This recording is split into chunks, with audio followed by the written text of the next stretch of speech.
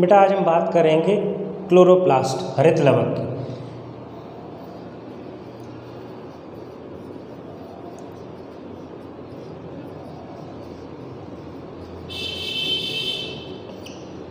ठीक है ना। पहला पॉइंट ये है, जो क्लोरोप्लास्ट होता है ये केवल और केवल हरे पौधों में पाया जाता है और साथ ही साथ नीली हरी शैवाल में पाया जाता है। तो पहला पॉइंट क्या हो गया, it is present in all green plants and blue green algae. तो पहला पॉइंट लिखेंगे हम लोग क्या, कि यह हरे पौधों एवं किसमें, नीली हरी शैवाल में पाया जाता है। नीली हरी शैवाल में पाया जाता है।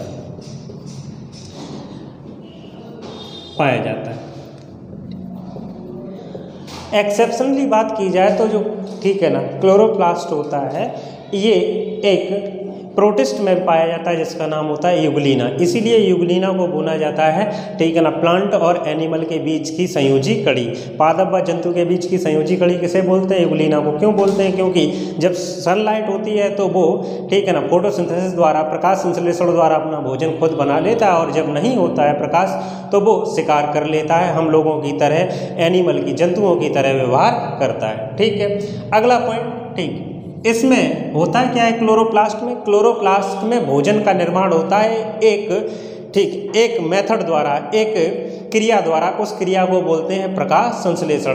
तो प्रकाश, इसका कार्य क्या होता है, हरित लवक में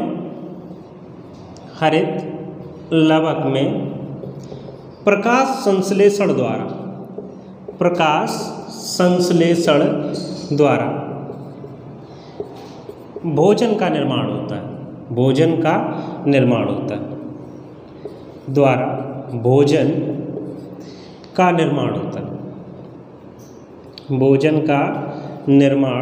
है। ठीक है, अब बेटा ध्यान से सुनिएगा। ठीक, आपके घर में खाना कहाँ बनता है, किचन में, रसोई में बनता है।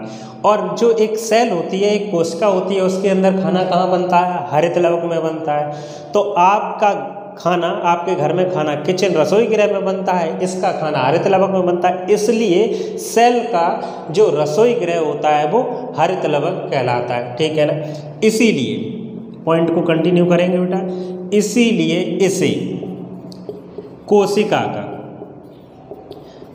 का क्या कहा जाता है, रसोई गृह कहा जाता है। कोशिका का रसोई गृह कहते। ठीक है ना बेटा। अब ध्यान से सुनना अगली बार। देखो, अगर हम इसके स्ट्रक्चर की बात करें, अब स्ट्रक्चर ध्यान से समझना, पॉइंट लिखाएंगे कम, उसको समझना ज़्यादा। ठीक है, सबसे पहले अगर हम स्ट्रक्चर की बात करें तो अगर हम इलेक्ट्रॉन माइक्रोस्कोप से इसका स्ट्रक्चर देखते हैं तो इसमें दो लेयर्स, दो परतें नज़र आती हैं, दो दीवारें नज़र आती हैं। एक को बोलते हैं आउटर लेयर, बाह्य कला, और एक को बोलते हैं इनर लेयर, अंतः कला। समझते रहना बेटा। ठीक है ना। तो एक बाहरी दीवार होती है जिसको बोलते हैं क्या, बाह्य कला। एक अंदर की तरफ कला दीवार होती है, उसको बोलते हैं अंतः कला। और इन दोनों कलाओं के बीच में थोड़ा सा गैप होता है, थोड़ा सा स्पेस, अवकाश होता है। उस अवकाश को ही नाम क्या देते हैं, अंतः कला अवकाश। क्या नाम देते हैं बेटा, अंतः कला अवकाश। समझना ध्यान से। अगर हम इसके अंदर देखें, अब पूरा, चूँकि जो बच्चे पहले से पढ़ रहे हैं उन्हें पता है कि जो ये हरित लवक एक प्रकार का कोशिकांग होता है। कोशिकांग उन संरचनाओं को बोलते हैं जो कोशिका द्रव्य में पाई जाती हैं। तो इसके चारों तरफ कौन सा द्रव भरा होगा, कोशिका द्रव, और अंदर की तरफ एक दूसरा द्रव भरा रहता है। ठीक है ना। उस द्रव को बोलते हैं स्ट्रोमा। क्या बोलते हैं बेटा, स्ट्रोमा। तो इसके अंदर जब देखते हैं तो एक द्रव नज़र आता है जिसको बोलते हैं बेटा स्ट्रोमा, और हिंदी में, शुद्ध हिंदी में बोला जाता है पीठिका। क्या बोलते हैं, पीठिका। एक बार क्वेश्चन पूछा गया है कि ये स्ट्रोमा बना किसका होता है, तो आंसर है ये प्रोटीन युक्त होता है, मतलब प्रोटीन का बना होता है। किसका बना होता है? प्रोटीन का बना होता है। अब जब हम इस स्ट्रोमा के अंदर देखते हैं फिर से, तो इसके अंदर सिक्कों के ढेर जैसी संरचनाएं हमको दिखाई देती हैं। कैसी दिखाई देती हैं बेटा? सिक्कों के ढेर जैसी संरचनाएं दिखाई देती हैं। और ये संरचनाएं, ठीक है ना, कितनी भी हो सकती हैं, कोई इनका नंबर निश्चित नहीं है, ठीक है ना। ये संरचनाएं ऐसे पड़ी हैं जैसे लगता है कि ये सिक्कों के ढेर किसी ने रख दिए। किसके अंदर रखी हुई हैं? ये स्ट्रोमा के अंदर। स्ट्रोमा क्या है? अंतःकला के अंदर भरा हुआ एक द्रव्य है। और ये किसका बना होता है? ये प्रोटीन का बना हुआ होता है, मतलब प्रोटीन युक्त होता है। अब ठीक है ना, ये जो स्ट्रोमा के अंदर ये जो संरचनाएं सिक्कों के ढेर जैसी पाई जा रही है, ये एक दूसरे से स्वतंत्र नहीं होती हैं, बल्कि आपस में एक दूसरे से जुड़ी रहती हैं, कनेक्टेड रहती हैं, पतली पतली ट्यूब से, पतली पतली नलियों के द्वारा एक दूसरे से जुड़ी रहती हैं। ऐसे पतली पतली नलियां नजर आती हैं जो इन सिक्कों के ढेरों को आपस में जोड़े रखती हैं। अब समझना मेरी बात, ठीक है ना। ये जो पतली पतली ट्यूब्स हैं जो एक दूसरे को जोड़े हैं, इनको बोलते हैं बेटा स्ट्रोमा पटलिकाएं। क्या बोलते हैं इनको? स्ट्रोमा पटलिकाएं। इनको बोला जाता है स्ट्रोमा पटलिका। अब ये जो सिक्कों के ढेर पड़े, ये 2 हों, 4 हों, 10 हों, 20 हों, 50 हों, जितने भी सिक्के के ढेर होंगे, सबको बोला जाता है बेटा स्ट्रोम। सारे इसके सारे ढेरों को बोलते हैं ग्रेना। क्या बोलते हैं बेटा? सारे के सारे ढेरों। अगर आप किसी एक ही पर्टिकुलर ढेर को लोगे, सारे ढेरों को नहीं, किसी एक ढेर को, मतलब सारे ढेरों को ले लिया, यानी कि बहुवचन की बात कर रहे हैं, तो उसको बोलेंगे ग्रेना। किसी एक ही ढेर को लोगे, मतलब किसी एक वचन की बात कर रहे हैं, तो इसको बोलते हैं ग्रेनम। क्या बोलते हैं बेटा? ग्रेनम। अब ये जो ढेर है वो एक सिक्के जैसी संरचना से मिलके बने हो, तो एक सिक्के जैसी संरचना को बोलते हैं बेटा क्या? थैलेक्वाइड। क्या बोलते हैं भाई? थैलेक्वाइड। अब इस थैलेक्वाइड के स्ट्रक्चर को ही हमें ध्यान से समझना है। तो सबसे पहले मेरी बात ध्यान से सुनिएगा। हमने क्या देखा? हरित लवक का स्ट्रक्चर। हरित लवक में 2 दीवारें नजर आईं। बाहर वाली दीवार को बाह्य कला बोला, अंदर वाली दीवार को अंतःकला, बीच में जो गैप था उसको बोला अंतःकला अवकाश। अंदर की तरफ गए तो एक द्रव दिखा, उसको बोला स्ट्रोमा या पीटिका। ये प्रोटीन का बना होता है। इसके अंदर बहुत सारे सिक्कों के ढेर पड़े थे जिनको ग्रेना बोल रहे थे। ये ढेर एक दूसरे से स्वतंत्र नहीं थे, बल्कि एक दूसरे से जुड़े हुए थे पतली पतली नलियों के द्वारा। उन नलियों को बोला स्ट्रोमा पटलिकाएं। एक ढेर को, किसी एक ढेर को बोलते हैं ग्रेनम, और ये जो ढेर जिन सिक्कों से मिलकर बना है उसको बोलते हैं थैलेक्वाइड। अब हमें स्पेस चाहिए तो हम इसको हटाएंगे, फिर दोबारा से कंटिन्यू करेंगे।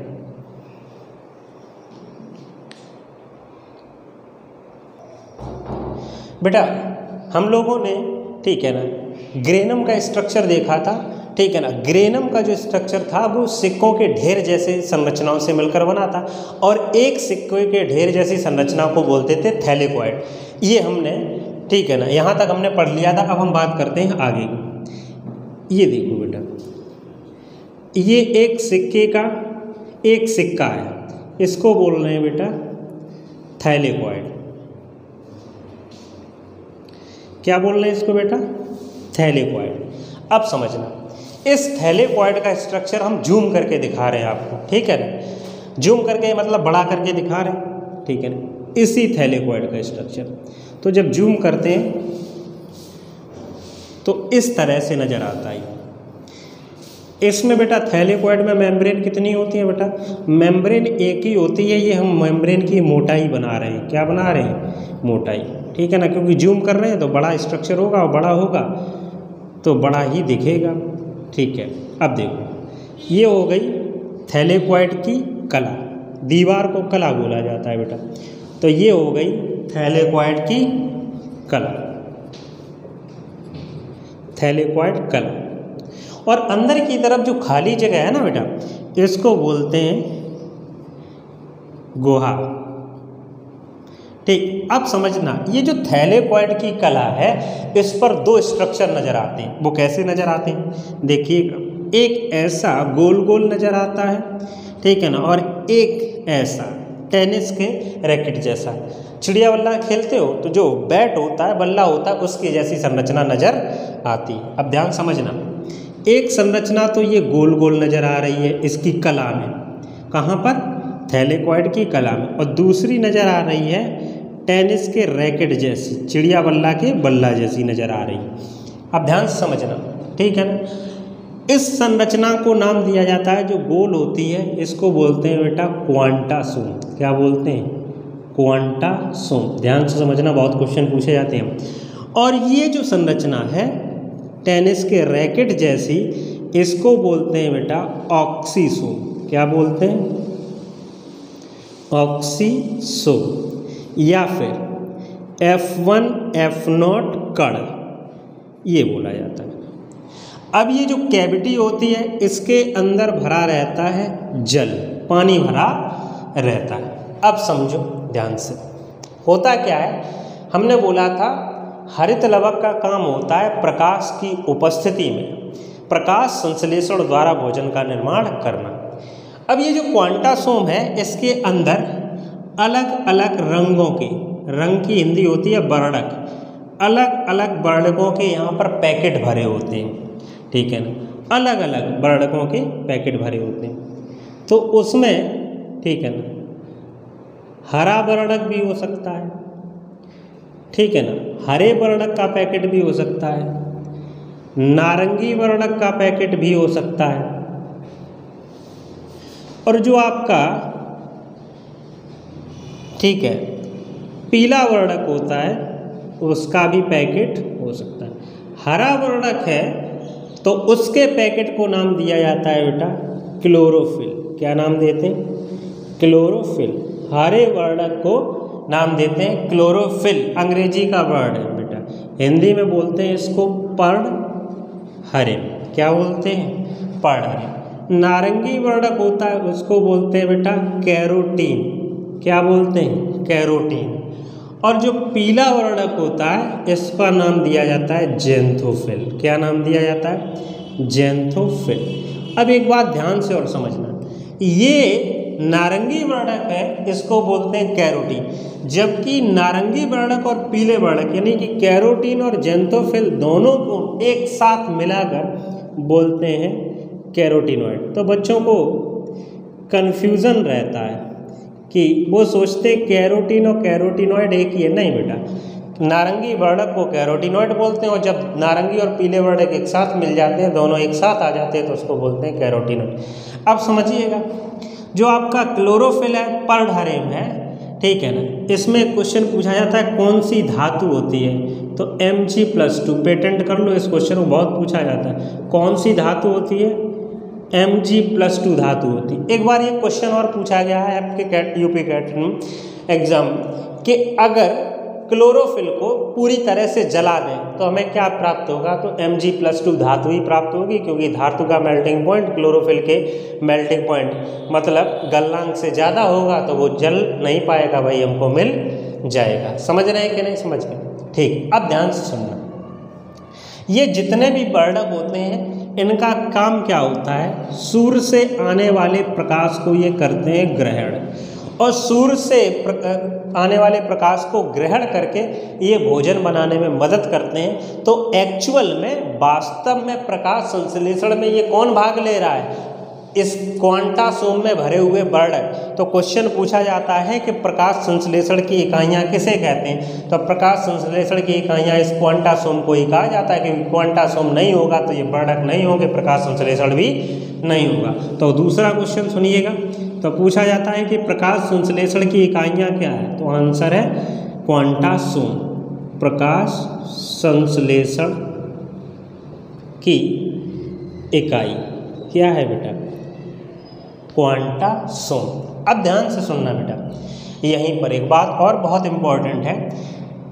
अब ऐसा तो है नहीं कि वहाँ कोई छाता लगा के बैठा है कि सूर्य का प्रकाश यहीं पड़ेगा और यहाँ पर नहीं पड़ेगा, तो सूर्य का प्रकाश तो हर जगह पड़ रहा होगा। तो सूर्य का प्रकाश इस जल पर भी पड़ता है। जब हम प्रकाश संश्लेषण चैप्टर पढ़ाएंगे तब बताएंगे कि प्रकाश की उपस्थिति में जल का टूटना ही कहलाता है जल का प्रकाशीय अपघटन। तो इसका जल का प्रकाशीय अपघटन हो जाता तो ये 3 भागों में टूट जाता है, इलेक्ट्रॉन, प्रोटॉन और ऑक्सीजन। किसमें टूट जाता है? ऑक्सीजन ये बेटा वातावरण में चली जाती है, वातावरण में। फिर एक क्वेश्चन आ गया आपके एग्जाम का, बहुत पूछा जाता है कि प्रकाश संश्लेषण में निकली हुई O2 ऑक्सीजन कहाँ से आती है? CO2 से आती है, H2O? तो आंसर हो गया H2O से आती है, CO2 से नहीं आती है। अब ध्यान से समझना, जब इस पर इन वर्णकों पर पड़ता है क्या? प्रकाश, तो यहाँ से इलेक्ट्रॉन निकल जाता है। ये देखो यार, तो इस पर इलेक्ट्रॉन की कमी हो जाती है, तो इस इलेक्ट्रॉन की भरपाई करने के लिए ये वाला इलेक्ट्रॉन यहाँ से इसके पास चला जाता है। और ये वाला जो प्रोटॉन है बेटा, ये यहाँ से ऐसे निकलता है और यहाँ पर एक एंजाइम रखा होता है जिसका नाम होता है एटीपेज। ये प्रोटॉन जब इससे गुजरता है ऑक्सीसोम से, एटीपेज एंजाइम से टकराता है और एटीपी का निर्माण कर देता है।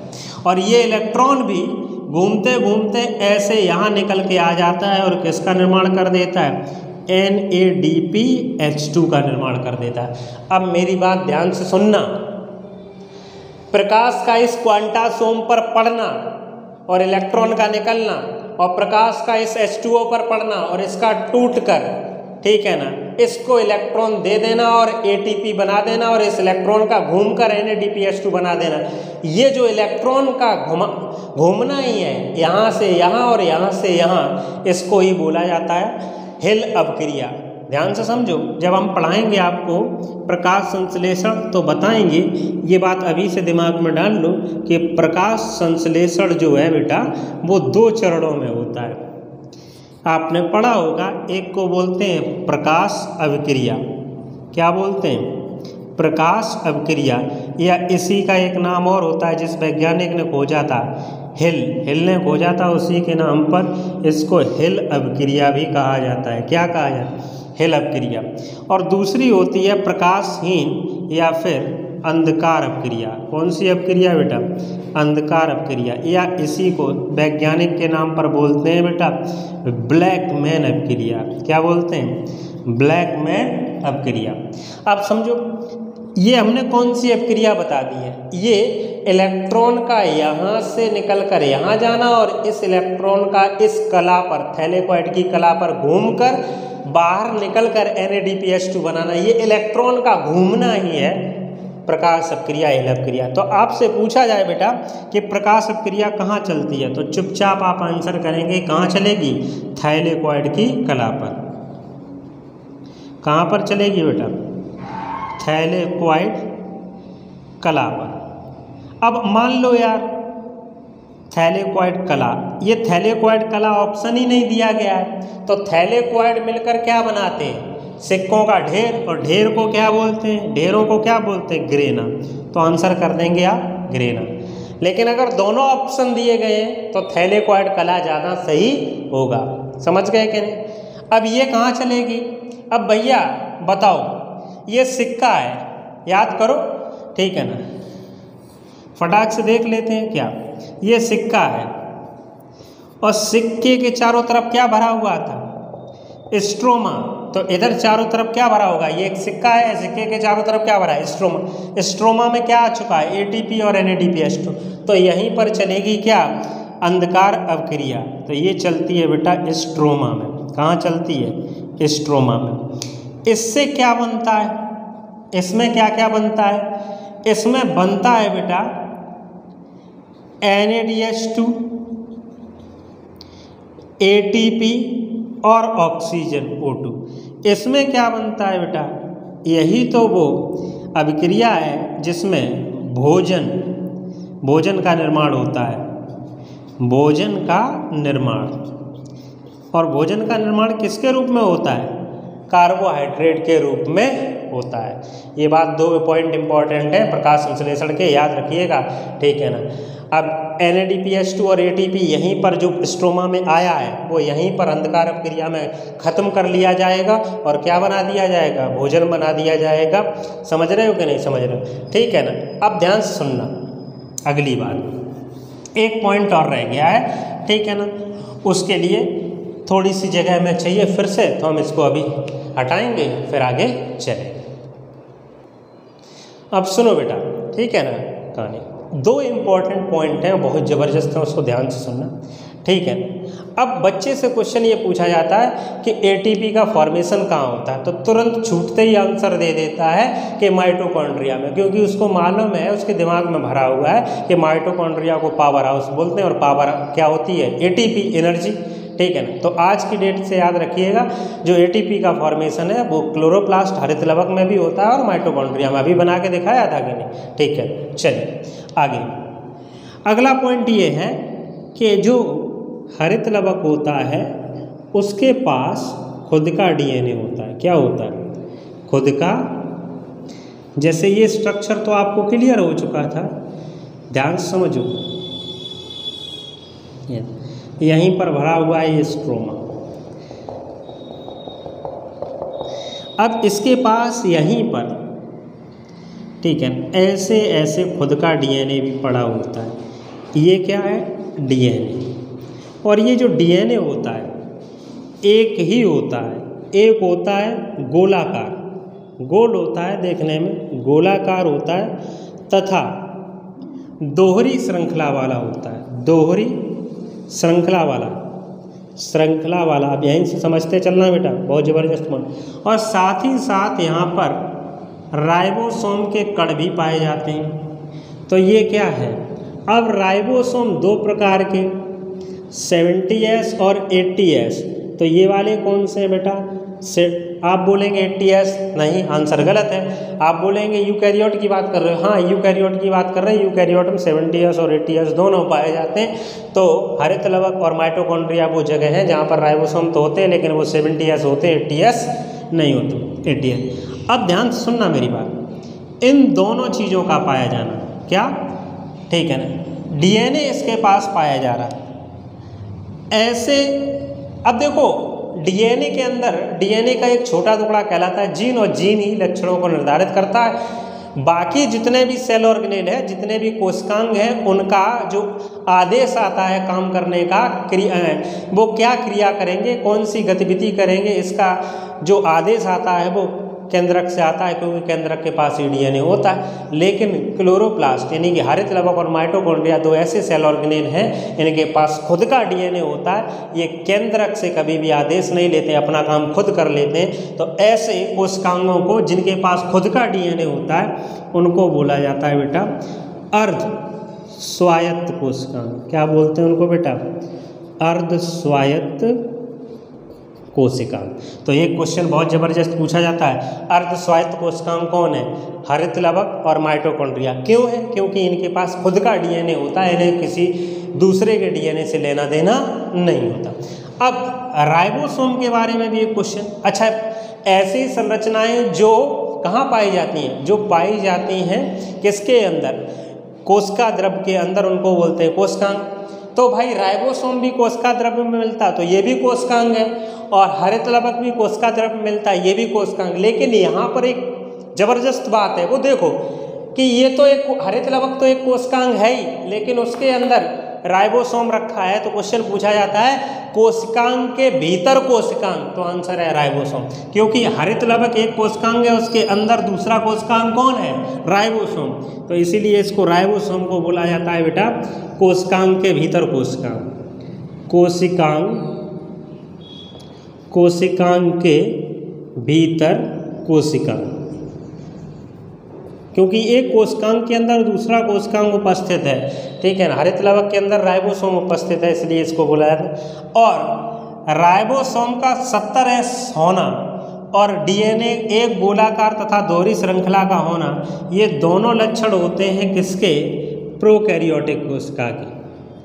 प्रोकैरियोटिक कोशिका के, यूकैरियोटिक या प्रोकैरियोटिक? प्रोकैरियोटिक, ये दोनों लक्षण होते हैं प्रोकैरियोटिक कोशिका के, जो कि हरित लवक और माइटोकॉन्ड्रिया दोनों ही प्रदर्शित करते हैं। इसलिए ये माना जाता है कि जो प्रोकैरियोट हैं उनकी उत्पत्ति, जो यूकैरियोट हैं उनकी उत्पत्ति प्रोकैरियोट से हुई है। अब बेटा ठीक है ना, आप चाहे जितने हरित लवक से रिलेटेड क्वेश्चन हो उनके लगा लीजिएगा, सारे के सारे क्वेश्चन आपके लग जाएंगे।